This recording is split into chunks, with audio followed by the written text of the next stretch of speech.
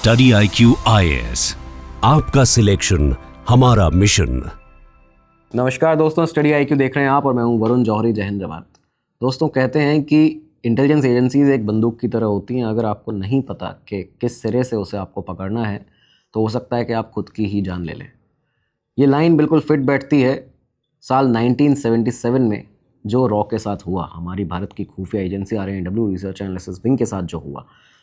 आज बात करेंगे इस वीडियो में रॉ के डार्केस्ट पीरियड के बारे में, 1977 में, जिसको डार्केस्ट पीरियड, डार्केस्ट चैप्टर कहा जाता है रॉ के इतिहास का।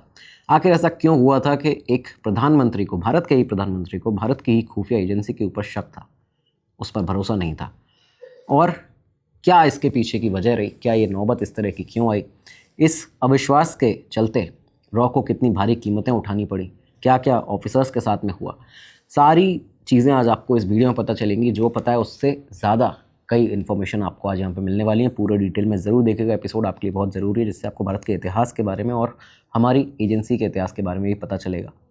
शुरुआत करते हैं आज के इस एपिसोड की। तो शुरुआत हुई 1968 से। 1968 में आप सभी जानते हैं भारत की प्रधानमंत्री इंदिरा गांधी जी ने 21 सितंबर 1968 को भारत के इंटेलिजेंस लैंडस्केप को पूरी तरह से बदल के रख दिया था, जब प्राइम मिनिस्टर इंदिरा गांधी जी के ऑर्डर्स पर इंटेलिजेंस ब्यूरो को बाइफिकेट करके एक नई एक्सटर्नल इंटेलिजेंस एजेंसी बनाई गई, जिसका नाम रखा गया raw, RANW research analysis wing.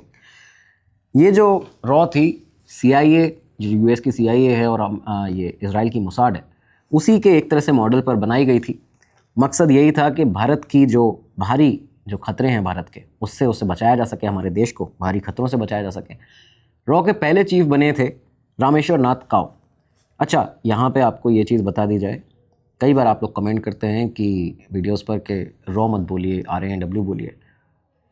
सबको पता है रिसर्च एनालिसिस विंग है, लेकिन यहाँ पे इस फ्लो को मेंटेन करने के लिए उसे रॉ कहा जाता है, और ज़्यादातर लोग जो हैं, जो एजेंसी के फॉर्मर रहे हैं, वो भी इसको उस तरह से प्रोनाउंस करते हैं अगर जब भी फ्लो मेंटेन करना होता है।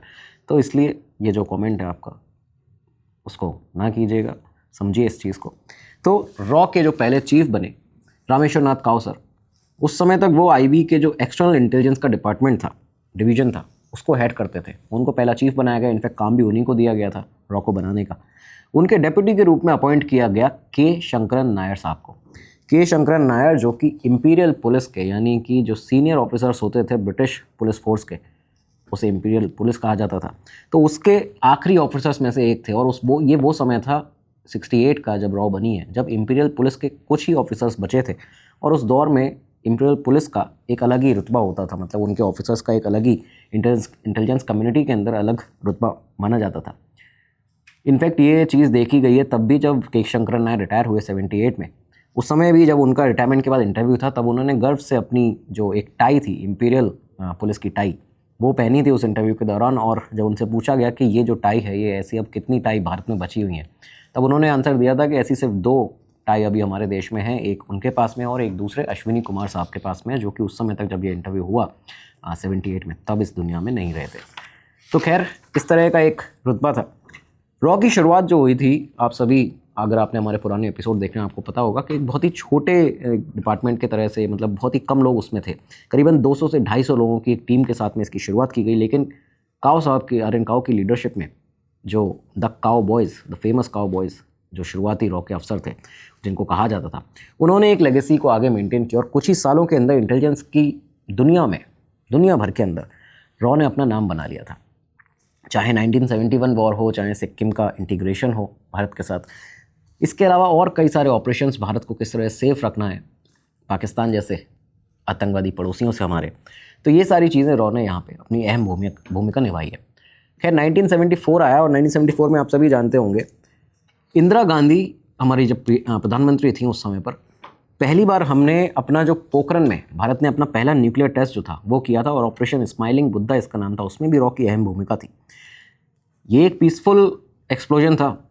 हमने सिर्फ टेस्ट करने के लिए न्यूक्लियर एक्सप्लोजन ये जो था वो बहुत पीसफुल था, लेकिन पाकिस्तान ने उस समय पर, पाकिस्तान के प्रधानमंत्री जुल्फ़िकार अली भुट्टो ने यहाँ पे तुरंत इसका रिएक्शन दिया था। और इसके बाद में जुल्फ़िकार अली भुट्टो का वो एक फेमस स्टेटमेंट, जो एक डायलॉग था, वो सामने आया था कि पाकिस्तान जो है वो न्यूक्लियर बॉम्ब बनाकर ही रहेगा, चाहे हमारे लोगों को घास खानी पड़े। मतलब आप सोच सकते हैं एक प्रधानमंत्री अपने देश के लोगों को किस प्रायोरिटी पर रखता है कि वो कह रहा है कि चाहे देश के लोगों को घास खानी पड़े फिर भी पाकिस्तान जो है वो न्यूक्लियर बॉम्ब बनाकर रहेगा, चाहे इसमें कितना भी खर्चा लग जाए। तो ये सारी चीज़ें थी। पाकिस्तान के जो न्यूक्लियर एम्बिशन थे वो पूरी दुनिया के सामने खुलेआम अब दिखने लगे थे। भारत भी इस पर नज़र रख रहा था लगातार। और इसी के तहत उस समय पर डॉक्टर AQ खान, अब्दुल कादिर खान, जो कि AQ खान उस समय पर हॉलैंड में यूरेनको नाम की एक कंपनी थी, यूरेनियम एनरिचमेंट फैसिलिटी थी, वहाँ पे काम कर रहे थे। ये पाकिस्तानी थे। सडनली जब इन्होंने देखा कि भारत ने अपना ये टेस्ट कर लिया है, पहला न्यूक्लियर टेस्ट अपना किया है, पाकिस्तान भी इस रेस में आगे आना चाहता है, अपना न्यूक्लियर बनाना चाहता है, उसको टेस्ट करना चाहता है, तो यहाँ उसने अप्रोच किया इस समय पर सीधा जुल्फ़िकार अली भुट्टो को, पाकिस्तान के प्रधानमंत्री को। डॉक्टर AQ खान 74 के बाद ही पाकिस्तान के भुट्टो को ऑफ़र देते हैं कि वो पाकिस्तान के लिए, डॉक्टर AQ खान न्यूक्लियर जो प्रोग्राम है उसके लिए काम करना चाहते हैं। भुट्टो ने ऑफ़र एक्सेप्ट किया और इसके बाद ही AQ खान उन्होंने क्या किया कि हॉलैंड से न्यूक्लियर प्रोजेक्ट के जितने ब्लूप्रिंट थे यूरेनको के अंदर, जिस जगह वो काम कर रहे थे, वहाँ पे आप देखिए उनकी क्या उस कंपनी के साथ में उनका संबंध रहा होगा कि उन्होंने वहाँ से सारे ब्लूप्रिंट्स को चोरी किया, सेंट्रीफ्यूज डिज़ाइंस को, न्यूक्लियर बॉम्ब बनाने की जो डिटेल्स थी, इन सब को चोरी किया और सीधा पाकिस्तान आ जाते हैं। सिर्फ यही चीज़ें लेके नहीं आए थे AQ खान हॉलैंड से, इसके अलावा वो 100 से ज़्यादा कंपनीज़ के कॉन्टैक्ट डिटेल्स जो सेंट्रीफ्यूज मटेरियल है उसको सप्लाई करती हैं, ये भी वहाँ से लेकर आए थे। ये सारी चीज़ें लेकर पाकिस्तान पहुँच जाते हैं। खैर हॉलैंड ने इस पे बाद में AQ खान के ऊपर केस भी चलाया, लेकिन जब तक उन्हें पकड़ा जाता तब तक वो भाग चुके थे पाकिस्तान आए। और इसके बाद ही पाकिस्तान ने अपना AQ खान के लीडरशिप में ये जो न्यूक्लियर प्रोग्राम था उसको शुरू कर दिया था। जून 1976 में बताया जाता है रावलपिंडी के पास काहूटा में इंजीनियरिंग रिसर्च लेबोरेटरी ERL को बनाया जाता है। भुट्टो ने पूरा इसकी प्रॉपर निगरानी की थी, किस तरह से इनको एक बहुत बड़ी ज़मीन दी जाएगी AQ खान को, वहाँ पे इनका एक ERL ये लेबोरेटरी जो है उसको बनाया जाएगा। AQ खान ने यहाँ पे न्यूक्लियर एनरिचमेंट प्रोग्राम को शुरू किया अपना। ये फैसिलिटी जो पूरी बनाई गई थी, ये जगह इतनी सीक्रेट बनाया गया था, ये पूरा बेस के मैप्स पे भी दिखाई नहीं देता था। और इनफैक्ट कई और देश, चाइना और लीबिया जो थे, वो भी यहाँ पे पाकिस्तान का लगातार सपोर्ट कर रहे थे। और जब चाइना और लीबिया ने भी सपोर्ट करना शुरू किया तो उस समय की इंटरनेशनल मीडिया में ये बातें बहुत तेज़ी से फैलती थी और इसको एक अलग नाम से बताया जाता था चर्चा में। इसको इस्लामिक बॉम्ब की तरह ये कहा जाता था यहाँ पे, और उसको हेडलाइन बनाई जाती थी इसी तरह से। तो ये सब चीज़ें चर्चा में आने लगी थी पाकिस्तान की तरफ से। अच्छा, AQ खान ने इसके अलावा और कई चीज़ें की थी। AQ खान ने ये जो पूरा डिटेल चुरा कर लाया था वो वहाँ से, उसने नॉर्थ कोरिया जाकर वहाँ पे भी ये न्यूक्लियर ब्लूप्रिंट बेचने की कोशिश की।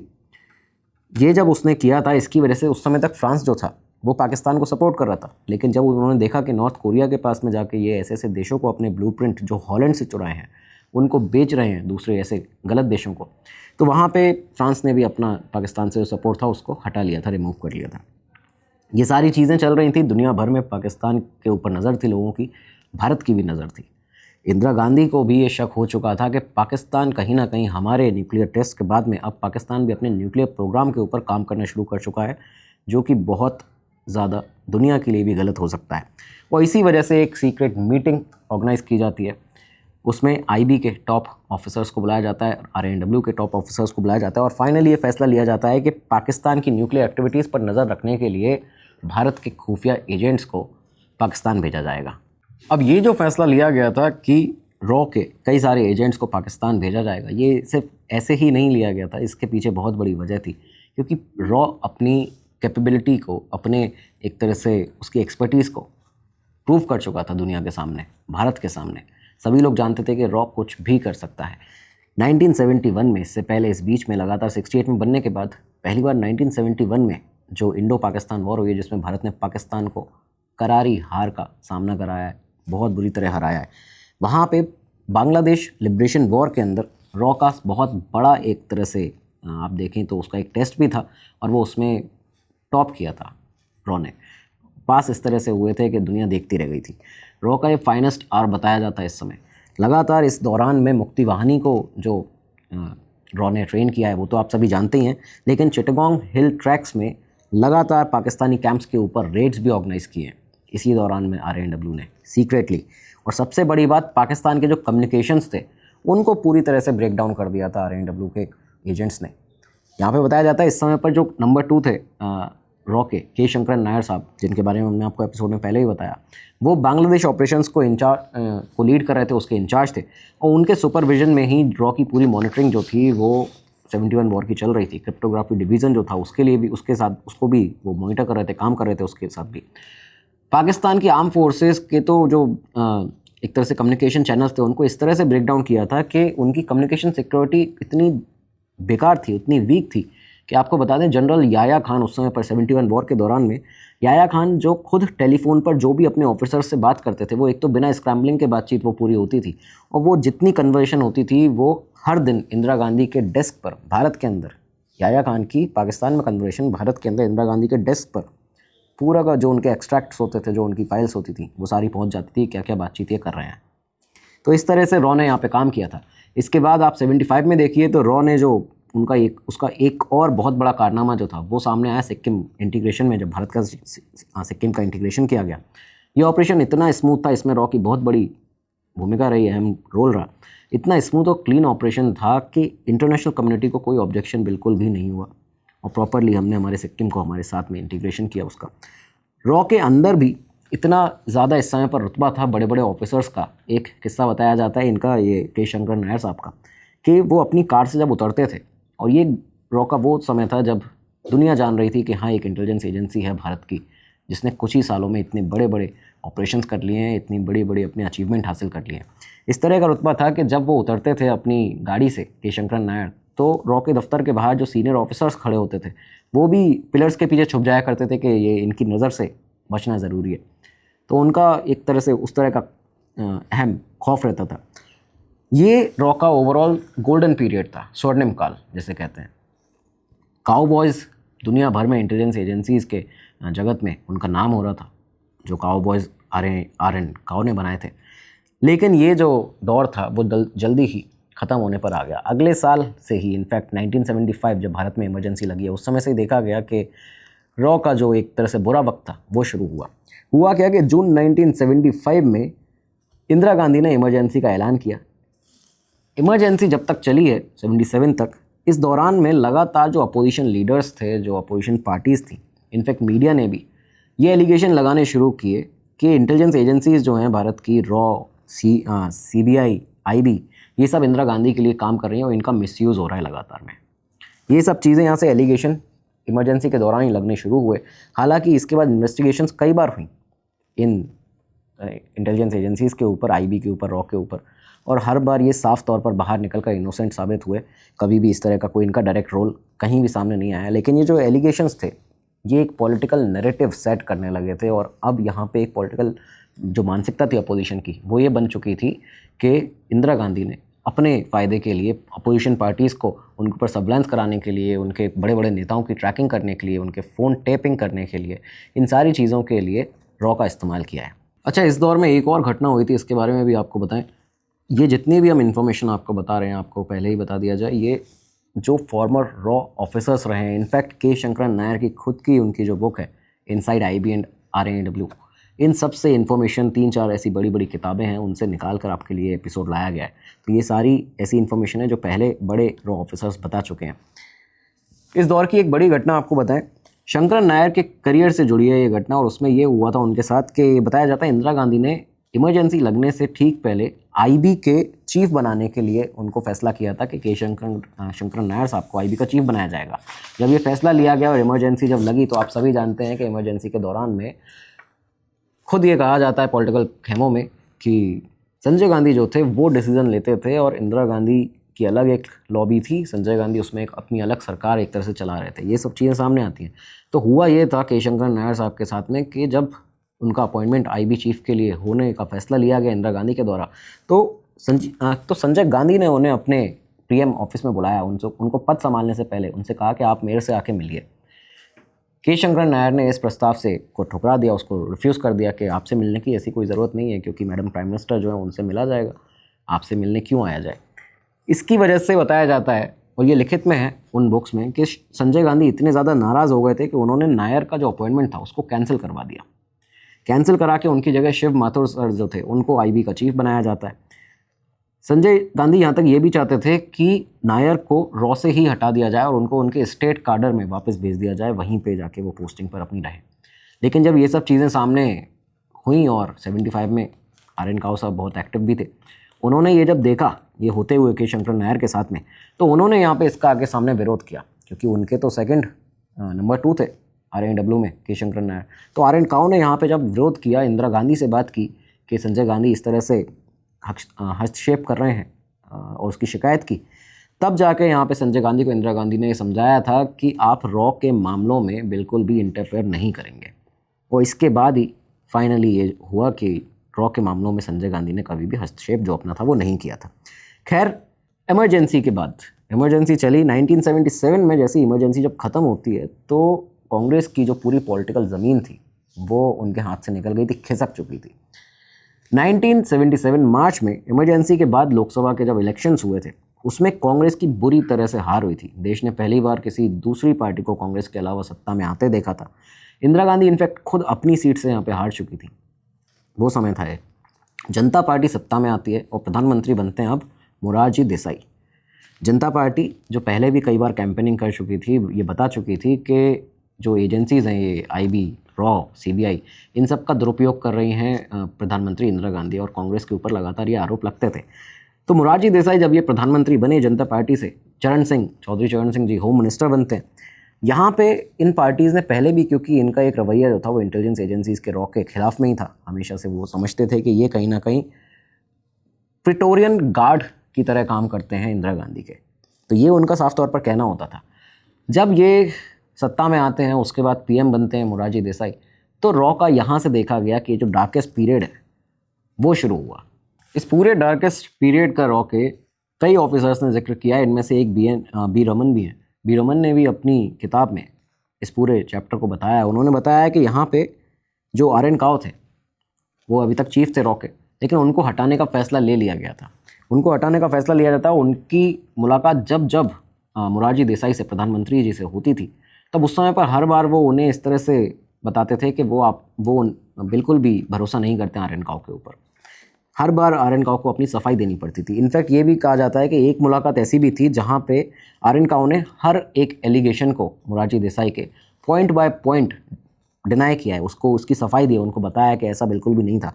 लेकिन इसके बाद भी देसाई कन्विंस नहीं हुए थे, वो मानने को राज़ी नहीं थे। देसाई ने यहाँ से एक बहुत ही हाई लेवल डिटेल इंक्वायरी जो थी वो R.N. काउ के ऊपर बिठाई। बाद में इसकी जब रिपोर्ट भी आई थी तो चौधरी चरण सिंह जी ने, होम मिनिस्टर ने, इसकी जब रिपोर्ट सामने पेश की थी तो सामने आया था कि R.N. काउ जो हैं वो पूरी तरह से इनोसेंट है। उनका ऐसा कोई भी कभी भी कोई पॉलिटिकल मोटिव नहीं रहा है। ये सारी चीज़ें आई सामने, लेकिन इसके बावजूद जब लगातार ये इस तरह से डिसरिस्पेक्ट जो थी वो R.N. काउ को फेस करनी पड़ती थी, जनवरी 1977 में जो एक्सटेंडेड टेन्योर था उनका, वो ख़त्म होने से पहले ही उन्होंने अपना जो रेजिग्नेशन था वो दे दिया। R.N. काउ ने यहाँ से अपना रेजिग्नेशन सबमिट किया, PMO ने उसको एक्सेप्ट भी कर लिया। इसके बाद के शंकरन नायर को रॉ का चीफ बनाया जाता है। के शंकरन नायर के बारे में भी ये कहा जाता है और ये लिखित में भी सामने आता है इन किताबों में कि मोरारजी देसाई नायर को भी इंदिरा गांधी का एक एजेंट मानते थे। वो ये मानते थे कि ये भी उस पूरे सर्विलांस में इंक्लूडेड थे जो इंदिरा गांधी इमरजेंसी के टाइम पे कराया है। तो उनको ऐसी चीज़ें लगती थी। लेकिन यहाँ पे सामने आते हैं कैबिनेट सेक्रेटरी निर्मल मुखर्जी। उन्होंने ये कहा, उन्होंने बेसिकली मोरारजी देसाई को, PM को ये मनाया। उन्होंने कहा कि नायर बहुत ही सीनियर हैं, प्लस दूसरी चीज़ रॉ के संस्थापकों में से एक है, फाउंडिंग मेंबर है, और कभी भी ऐसा पॉलिटिकल उनका मोटिव नहीं रहता है। इसके बाद यहाँ पे जनता सरकार ने जो मोरारजी देसाई थे उन्होंने रॉ के चीफ के तौर पर के शंकरन नायर को सामने लाया। उसके बाद उनको पदभार दिया। लेकिन जब ये यहाँ पे बनते हैं रॉ के चीफ, तो रॉ का जो चीफ का पद था उसका नाम चेंज कर दिया गया। इस तरह से नाम चेंज किया गया कि सेक्रेटरी रॉ पहले कहा जाता था, उसको डायरेक्टर रॉ कर दिया। ये करते ही के शंकरन नायर को ये समझ में आया कि ये कहीं ना कहीं डिसरिस्पेक्टफुल है उनकी तरफ, और कहीं ना कहीं उनकी पोजीशन को डिग्रेड करने की कोशिश की जा रही है। 3 महीने करीबन सिर्फ वो इस पोजीशन पर रहे रॉ के चीफ की। उन्होंने भी अपना इस्तीफ़ा सरकार को सौंप दिया। PMO के पास उनका भी इस्तीफ़ा गया। लोगों ने मना किया, लेकिन इसके बावजूद वो नहीं माने और उसके बाद में उन्होंने भी अपनी जो पद था उससे इस्तीफ़ा यहाँ पे दे दिया था। जो बाकी ऑफिसर्स थे इस समय पर रॉ के, क्योंकि लगातार अब 2 बड़े फिगर RAW के एजेंसी के जो पहले से काम कर रहे थे, जिन्होंने बनाया, जिन्होंने इतने बड़े ऑपरेशंस किए, सारी चीज़ें की देश के लिए, दुनिया भर में रॉ का काउबॉयज़ का नाम फैलाया, वो लोग ही जा रहे थे। तो बहुत से ऑफिसर, सीनियर ऑफिसर रॉ के बहुत दुखी थे, क्योंकि ये दोनों ही ऐसे रिस्पेक्टेड पर्सनालिटीज़ थे जिनका कोई भी पॉलिटिकल मोटिव कभी भी रहा ही नहीं था। दोस्तों, इस एपिसोड में आगे बढ़ें और आपको बताएं कि आखिर और क्या क्या हुआ रॉ के साथ में यहाँ। इससे पहले एक अनाउंसमेंट आपके लिए, अगर आप लोग जो वीडियो देख रहे हैं UPSC CSE की तैयारी करना चाहते हैं, आपका सपना इस एग्ज़ाम को क्रैक करना, IAS IPS ऑफिसर बनकर देश की प्रगति उन्नति में अपना योगदान देना, स्टडी IQ हमेशा से आपकी इस तैयारी को मजबूत और आसान बनाता हुआ है और हमारी शुभकामनाएं हमेशा आपके साथ हैं। हमारे कोर्सेज आपके लिए अवेलेबल हैं। स्क्रीन पर जो आपको कोर्सेज दिख रहे हैं, लेटेस्ट क्लासेज हैं, जल्दी बैचेस शुरू होने वाले हैं, ज्वाइन कर लीजिए। कैसे ज्वाइन करेंगे? इस वीडियो के नीचे डिस्क्रिप्शन बॉक्स है, वहाँ पे जाइए, एक लिंक मिलेगा, उस पर क्लिक करिए। जो भी आपको प्राइस दिख रहा होगा उस पर सबसे बड़ा डिस्काउंट आपको मिलता है अगर आप VJ Life कोड लगाते हैं। ये आपका कोड है, इसको याद रखिएगा। VJ Life कोड लगाते ही अपनी तैयारी को मजबूत आसान बनाते हैं। हमारी शुभकामनाएं आपके साथ हैं।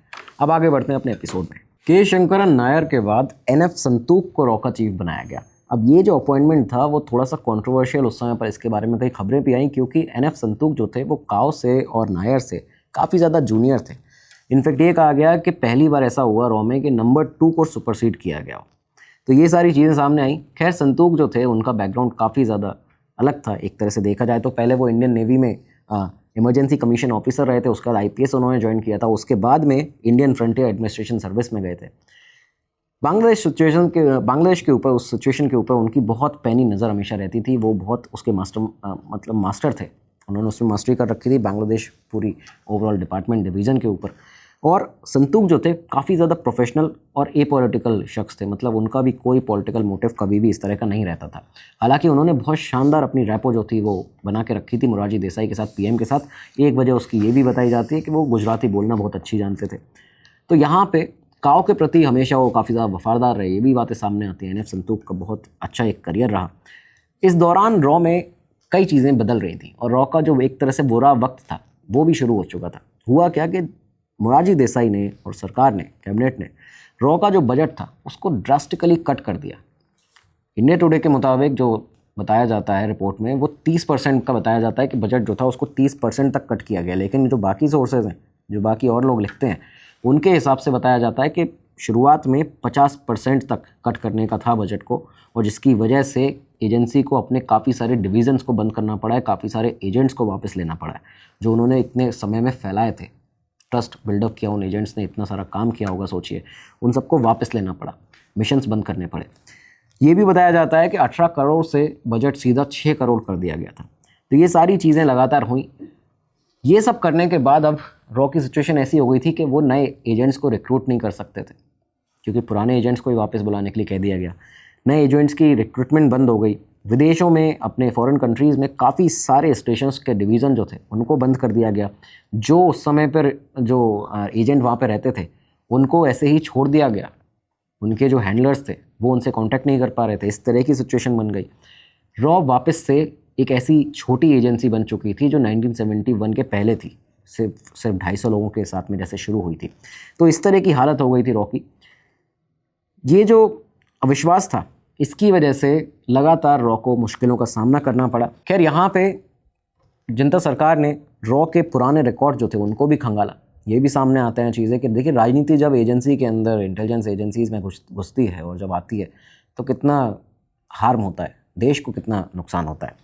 जनता सरकार ने रॉ के जो पुराने रिकॉर्ड्स थे उनको खंगालना शुरू किया, और ये उम्मीद के साथ में ऐसा किया जाता था कि कहीं ना कहीं इंदिरा गांधी या संजय गांधी के पुराने कोई ऐसे रॉ के मिसयूज़ के कोई सबूत मिल जाए। ऐसा इसमें कुछ भी मिला नहीं। सिर्फ एक घटना हुई थी सामने, जिसके बारे में आपको बताते हैं। एक घटना इस तरह की थी कि एक शक था कि इमरजेंसी के दौरान के शंकरन नायर को स्विस बैंक के एक अकाउंट में $6 मिलियन जमा करने के लिए जिनेवा भेजा गया था। तो ये एक जब पूरा डॉक्यूमेंट, ये एक जो रिकॉर्ड मिलता है, इस पे जनता सरकार को ये लगा था, मोरारजी देसाई को ये लगा था कि संजय गांधी का शायद ये कोई सीक्रेट अकाउंट है जिसमें के शंकर नायर को भेजा गया है जिनीवा, और $6 मिलियन डाले गए इस अकाउंट के अंदर। लेकिन इन्वेस्टिगेशन जब हुई तब ये पता चला कि ये जो अकाउंट था एक ईरानी मिडिल मैन का था जिसका नाम रशदियान था। उस मिडिल मैन का ये अकाउंट था जो कि ईरान के शाह की बहन अशरफ पहलवी का दोस्त था। इसको इसलिए यूज़ किया गया था दरअसल उस समय कि भारत ने ईरान से सस्ता कर्ज लेने के लिए इस मिडिल मैन की सर्विसेज ली थी, और इसकी वजह से ये उसका कमीशन था। जो यहाँ पे दिया गया था, वो जो पेमेंट थी वो देने के लिए वहाँ पे गए थे। इंदिरा गांधी ने बेसिकली इस डील को सीक्रेट रखने के लिए रॉ की मदद ली थी और इसलिए रॉ का इसमें इस्तेमाल किया था क्योंकि वो उसको सीक्रेट रखना चाहती थी। ये सारी चीज़ें सामने आई। जब ये बात मोरारजी देसाई के सामने आई तो उसके बाद उन्होंने इस पूरे इंसिडेंट को दोबारा नहीं उठाया था। खैर, नायर जो हैं, के शंकरन नायर साहब, उन्होंने भी अपनी जो उनकी किताब है इनसाइड IBM रॉ, उसमें भी इस पूरे इंसिडेंट का जिक्र किया हुआ है। तो ये सारी चीज़ें लिखित में मौजूद हैं।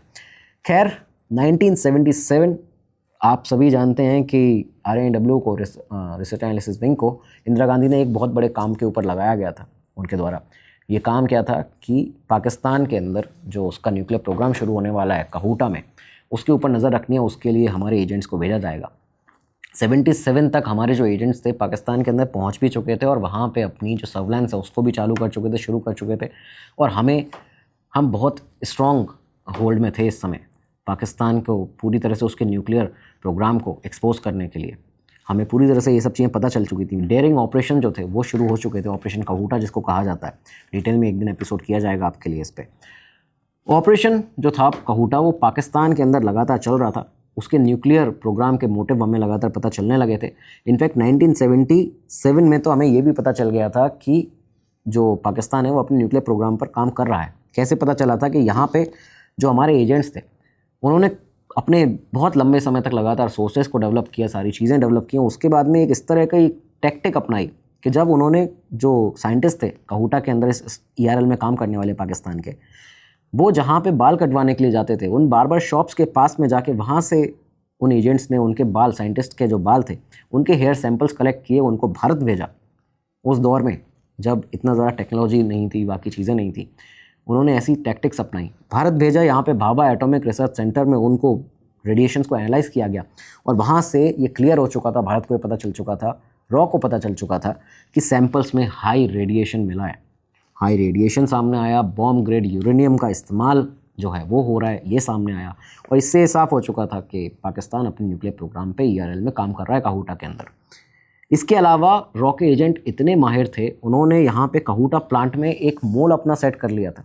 एक ऐसा आदमी जो प्लांट के अंदर काम करता था उसको जासूस बना लिया था। $10,000 की रकम पर वो आदमी जो था पाकिस्तानी, वो पूरा का पूरा पाकिस्तान का न्यूक्लियर प्लांट का जो ब्लूप्रिंट था वो देने को तैयार हो गया था। लेकिन अब दिक्कत ये थी कि $10,000 का जो अमाउंट था उसके लिए, क्योंकि फॉरेन एक्सचेंज रेगुलेशन जो है उसका यहाँ पे सामने आएगा चीज़, तो इस वजह से PM की परमिशन लेनी ज़रूरी थी। जब RANW PM मोरारजी देसाई थे इस समय पर, 77 की ये बात है, उनके पास जब पहुँचे, उनको ये सारी चीज़ें बताई, तो मोरारजी देसाई ने यहाँ पे ये अप्रूवल देने से मना कर दिया। एक ब्लूप्रिंट हमारे पास उसका आ सकता था, भारत पाकिस्तान को एक्सपोज कर सकता था, लेकिन उन्होंने मना कर दिया। इस ऑपरेशन में इजराइल भी शामिल था, आपको बता दें। ये जो ऑपरेशन कहूटा चल रहा था, इजराइल दरअसल इजराइल की इंटेलिजेंस एजेंसी मोसाद रॉ के साथ में ये काम कर रही थी और इजराइल भी ये नहीं चाहता था कि पाकिस्तान जो है वो न्यूक्लियर पावर बने। इसके लिए इजराइल के फॉरेन मिनिस्टर जो मोशे डयान थे वो खुद मुंबई आए थे। मोरारजी देसाई से उनकी मुलाकात करवाई गई थी RANW के द्वारा, और इस मुलाकात में उन्होंने ये कहा था कि एक प्लान जो था वो सजेस्ट किया था, प्रपोज किया था मोरारजी देसाई को। उन्होंने कहा कि देखिए, हम भी नहीं चाहते हैं कि ये पाकिस्तान जो है वो न्यूक्लियर पावर बने, और इसके लिए हमारे इजरायली एयर फोर्स के जो प्लेन्स हैं वो सीधा इस फैसिलिटी को डिस्ट्रॉय कर देंगे अगर आप हमें इंडिया में एक जगह रिफ्यूल करने दें। हमारे प्लेन्स की रिफ्यूलिंग अगर आप गुजरात में करने देते हैं तो हम सीधा इस फैसिलिटी को, कहूटा की न्यूक्लियर फैसिलिटी को, पाकिस्तान की एयर स्ट्राइक करेंगे यहाँ पे और पूरी तरह से इसको बर्बाद कर देंगे, ख़त्म कर देंगे। बाद में इजराइल ने एक तरफ एक ऑपरेशन में ये किया भी है, ओसिराक रिएक्टर जो इराक का था उसको तबाह करने के लिए यहाँ पे किया भी था इजराइल ने इस तरह का एक ऑपरेशन। बाद में उसमें भारत की इस तरह की कोई भूमिका नहीं रही थी। तो इजरायली मिनिस्टर ने जब देसाई से मुलाकात की और उनसे ये कहा था कि आप इस तरह से हमें हेल्प कर सकते हैं, तो यहाँ देसाई ने ये कहते हुए कि ये हम नहीं करना चाहते, नेबरिंग कंट्री के इंटरनल अफेयर्स में हमें इंटरफेरेंस करने का कोई हक नहीं है, हम ऐसा करना नहीं चाहते हैं, और ख़ासकर नॉन वायलेंस का एक तरह से हवाला देते हुए उन्होंने ये सारी चीज़ें कहीं, इस प्लान को रिजेक्ट कर दिया था। हमारी रॉ का इतने सारे जो एजेंट काम कर रहे थे उनके बारे में नहीं सोचा गया यहाँ पे। 1977 के दौर में पाकिस्तान में भी, अच्छा आप ये देखिए कि कई सारे पॉलिटिकल चेंजेस हो रहे थे। एक तरफ भारत में ये सब चीज़ें तो चली नहीं थी, लेकिन पाकिस्तान में क्या चल रहा था वो सुनिए। जुलाई 1977 के आसपास की बात है, जब जनरल ज़िया उल हक ने फू करके जुल्फ़िकार अली भुट्टो की जो सरकार थी उसको गिरा दिया, जुल्फ़िकार अली भुट्टो को उसके पद से हटा दिया, खुद पावर में आ गया। ज़िया जो था एक बहुत ही शातिर, एक चालाक आदमी, मोरारजी देसाई को हैंडल करने के लिए उसने एक बहुत अलग तरीका अपनाया था। और हमेशा से लगातार अब एक तरफ जब ये सब चीज़ें चल रही थी तो ज़िया अपनी टैक्टिक्स लगा रहा था देसाई को, पीएम देसाई को यहाँ पे उनको अपनी बातों में लेने के लिए। एक साइकोलॉजिकल तरह से वो उनको हार्म करता था। क्या करता था वो? देखिए, दरअसल देसाई जो थे, मोरारजी देसाई, आप सभी अगर सर्च करेंगे आपको मिलेगा, आप जानेंगे इस बात को कि वो यूरिन थेरेपी जो है उसके बहुत बड़े ज्ञानी थे। उनको पता था इसके बारे में, काफ़ी सारी नॉलेज थी, बहुत इन्फॉर्मेशन उनके पास रहती थी और वो अपनी हेल्थ का सीक्रेट इसी को मानते थे, जो यूरिन थेरेपी थी। तो ज़िया क्या करता था कि हर बार उनसे बात करते में कई बार उनको दिन भर में फ़ोन करना, हर अगले दिन फ़ोन करना, उसके बाद देसाई से फ़ोन पर अलग अलग तरह के सवाल पूछता था, ये बताते हुए कि जैसे वो भी यूरिन थेरेपी जो है उसको करना चाहता है। तो वो ऐसे इस तरह के सवाल होते थे कि एक्सीलेंसी दिन में कितनी बार यूरिन पीना चाहिए, सुबह से का पहला यूरिन पीना चाहिए या फिर कोई दूसरे टाइम का भी पी सकते हैं। इस तरह की जो एक यूरिन थेरेपी के बारे में अगर आप लोग जानते होंगे तो आप ये इसको समझ पाएंगे इस चीज़ को। देसाई जो थे, पीएम देसाई, वो ये सब देखकर खुश भी होते थे और उनको एक अच्छा भी लगता था कि भाई वो अपना इन्फॉर्मेशन जो है वो शेयर कर रहे हैं एक दूसरे देश के एक इसके साथ में, हेड के साथ में। तो यहाँ पे वो लगातार, जो ज़िया था वो इस तरह से उनको अपनी बातों में लेता था। ये सारी बातें लगातार चल रही थी। लेकिन 1978 में जब हमारे सारे एजेंट्स पाकिस्तान में थे, लगातार और इन्फॉर्मेशन निकाली जा रही थी पाकिस्तान की न्यूक्लियर फैसिलिटी के बारे में, उसको कैसे ख़त्म करना है उसके बारे में सारे काम कर रहे थे। इस दौरान में ये जो ज़िया का मैनिपुलेशन था वो अपने पीक पर आ चुका था। एक फ़ोन कॉल के दौरान, एक फ्रेंडली कन्वर्सेशन के दौरान में ज़िया उल हक ने पीएम मोरारजी देसाई से यही यूरिन थेरेपी की बातचीत करते करते उसने अपनी कई बातें उनसे की। लेकिन अचानक से जब, क्योंकि अब तक आप ये देखिए कि मोरारजी देसाई को ये भी पता चल चुका है कि इजराइल भी एक मिशन पे रॉ के साथ काम कर रहा था, पाकिस्तान न्यूक्लियर प्रोग्राम पे काम कर रहा है और पाकिस्तान ने या मोरारजी देसाई को ज़िया उल हक ने ये सब कुछ बताया नहीं है। क्यों ही बताएंगे वो लोग? और पर लेकिन वो तो ये मान रहे थे कि वो अपनी यूरिन थेरेपी के बारे में उनको इतना बताते हैं तो कहीं ना कहीं जो एक फ्रेंडली कन्वर्सेशन चलती है तो ज़िया उल हक भी उनको कुछ ऐसा कुछ बताएंगे। तो इस तरह से थोड़ा नाराज़ होते हुए मोरारजी देसाई ने ज़िया उल हक से ये कह दिया कि हम जानते हैं कि आप कहूटा में क्या कर रहे हैं। बस ये एक लाइन थी और इस एक लाइन ने सब कुछ बदल के रख दिया। ज़िया उल हक पूरी तरह से शॉक हो चुका था। उसको ये लगा कि सडनली फ़ोन कट हुआ और उसने ये सोचा कि भारत कहूटा के बारे में इतना कैसे जानता है, इन्हें कैसे पता चला कि हम न्यूक्लियर प्रोग्राम के ऊपर काम कर रहे हैं। और इसी के बाद उसने अपने पूरे मिलिट्री इस्टेब्लिशमेंट को, मिलिट्री इंटेलिजेंस को, आईएसआई को, सिविल इंटेलिजेंस एजेंसी जो थी उन सबको काम पर लगाया, उनको मोबिलाइज़ किया, उनकी मीटिंग बुलाई गई और फाइनली यहाँ से अगले कुछ महीनों में ये देखा गया कि पाकिस्तान के अंदर एक सिस्टमैटिक मैन हंट रॉ के एजेंट्स का शुरू हुआ। हमारे जितने एजेंट्स थे, ये रॉ के इतिहास का सबसे डार्केस्ट चैप्टर माना जाता है दोस्तों। हमारे जितने एजेंट्स थे, सोर्सेज के मुताबिक ये सामने चीज़ आती है कि लगभग 40 रॉ एजेंट्स थे, जिनमें से काफ़ी सारे काउबॉयज़ थे जिनको आर्यन काउ ने ट्रेन किया था, वहाँ पे भेजा था। 40 रॉ एजेंट ऐसे थे जो कि या तो उनको टॉर्चर किया गया, ब्रूटली टॉर्चर किया गया, उनको एग्जीक्यूट कर दिया गया, मार दिया गया। कई सारे ऐसे थे जो सिंपली गायब हो गए, उनके घर वालों को आज भी नहीं पता कि वो लोग गए कहाँ। ये सारी चीज़ें हुई। इसके अलावा जो एक मोल सेटअप किया था एजेंट फैसिलिटी के अंदर, पाकिस्तान की न्यूक्लियर फैसिलिटी में हमारी रॉ ने, जिसको $10,000 में ख़रीदा गया था, उससे ब्लूप्रिंट के लिए उससे बातचीत चल रही थी, उस मोल को भी गायब कर दिया गया। वो भी पाकिस्तान की आईएसआई ने उसको भी ख़त्म कर दिया।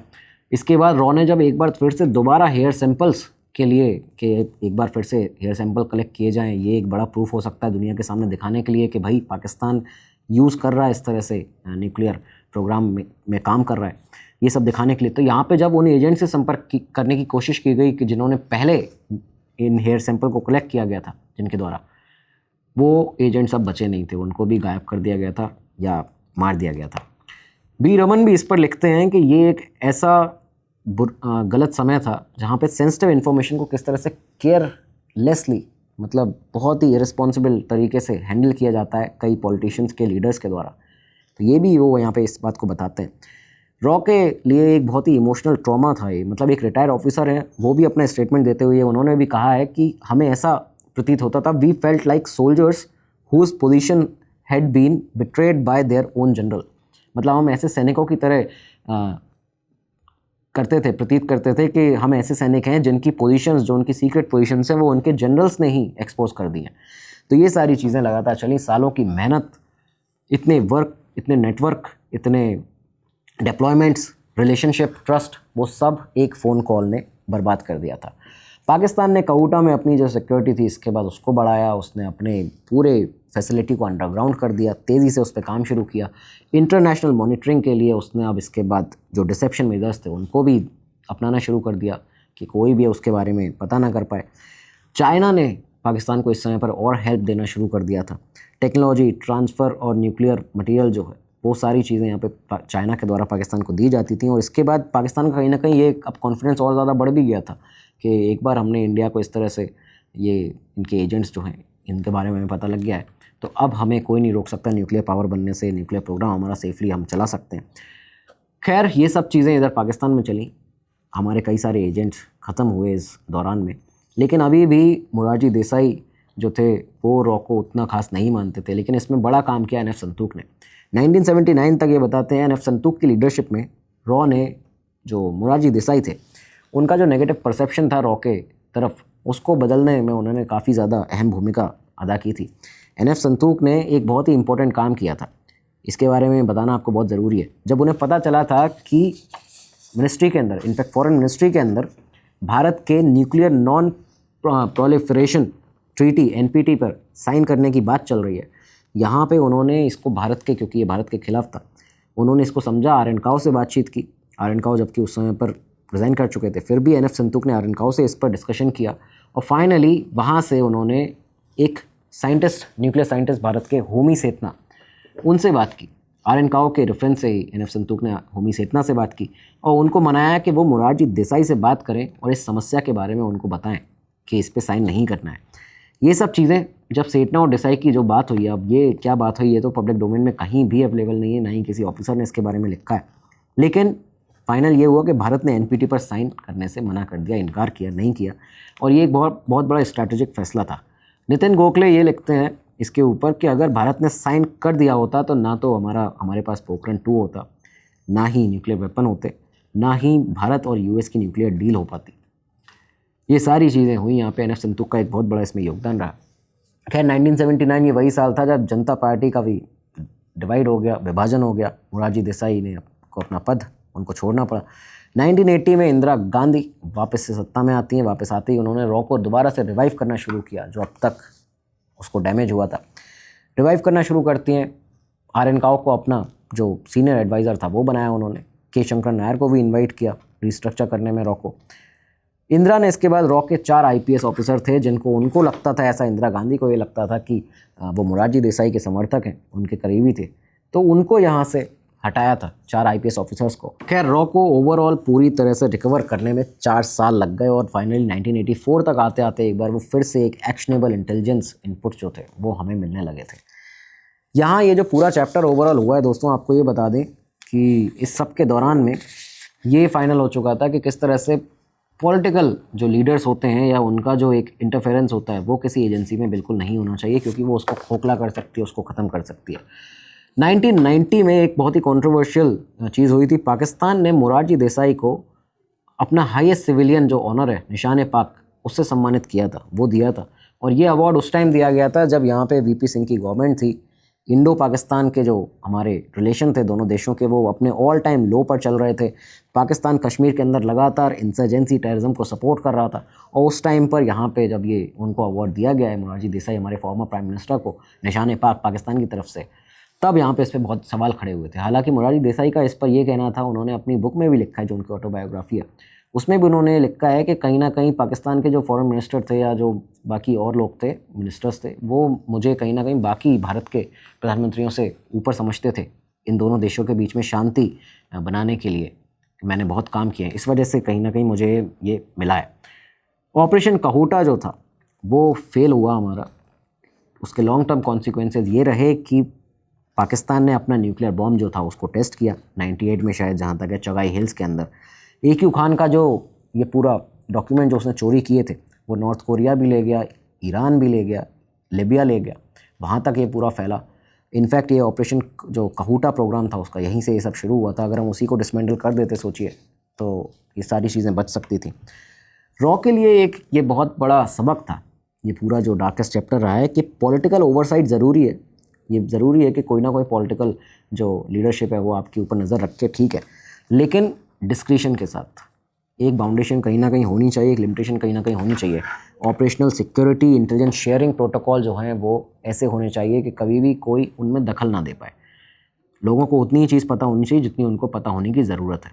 तो दोस्तों, ये था आज का एपिसोड, डार्केस्ट चैप्टर ऑफ और एजेंसी RINW, और इसके बारे में आपको हमने आज बताया। आपकी क्या राय है ये सब बताइएगा। जितनी भी इन्फॉर्मेशन है सारी की सारी बुक्स में अवेलेबल है, हमने अपने आप नहीं कहा है, बुक्स में अवेलेबल है। बड़े बड़े RINW के जो ऑफिसर्स हैं रॉ के, उन्होंने इसके बारे में बोला है, लिखा है, अलग अलग जगह पर बोला है। तो ये सारी इन्फॉर्मेशन को कोलैब करके आज आपके लिए वीडियो लेकर आए थे। कैसा लगा ज़रूर बताइएगा। अगले वीडियो में मिलेंगे, तब तक के लिए दीजिए इजाज़त। नमस्कार, धन्यवाद, जय हिंद, जय भारत। स्टडी IQ IAS, आपका सिलेक्शन हमारा मिशन।